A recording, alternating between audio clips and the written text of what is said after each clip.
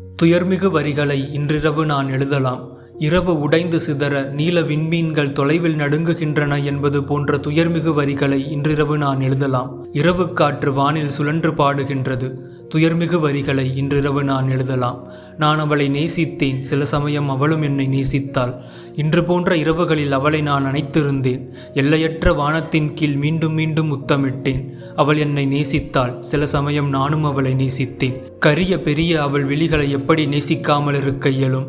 அவள் இல்லை என்பதை நினைக்கும் போது, அவள் இழப்பை நான் உணரும் போது துயர்மிகு வரிகளை இன்றிரவு நான் எழுதலாம். பேரிரவு அவள் இல்லாமையால் இன்னும் பெருகுவது கேட்கையில் புல்வெளி மீது பனி விழுவது போல் கவிதைகள் உள்ளத்தின் மீது படுகின்றன. காதலினால் அவளை அடைய முடியாவிட்டால் என்ன?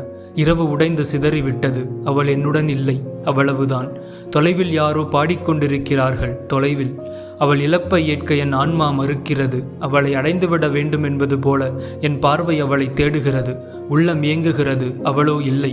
முன்பு போலவே அதே இரவு அதே மரங்களை வெண்மையாக்கி கொண்டிருக்கிறது.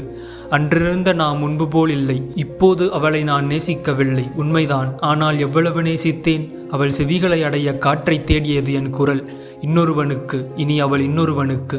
முன்னர் நான் இட்ட முத்தங்களைப் போல அவள் குரலும் ஒளிரும், அவள் உடலும் விரிந்த அவள் விழிகளும். அவளை இப்போது நான் நேசிக்கவில்லை, உண்மைதான். ஒருவேளை நேசிக்கிறேனோ? காதல் மிகச் சிறியது, மறத்தல் மிக நெடியது. இன்று போன்ற இரவுகளில் அவளை நான் அணைத்திருந்ததால் அவள் இழப்பை ஏற்க என் ஆன்மா மறுக்கிறது. இதுவே அவள் எனக்கு தரும் கடைசி துன்பமாக, இவையே நான் அவளுக்கு எழுதும் கடைசி வரிகளாக இருந்தபோதும்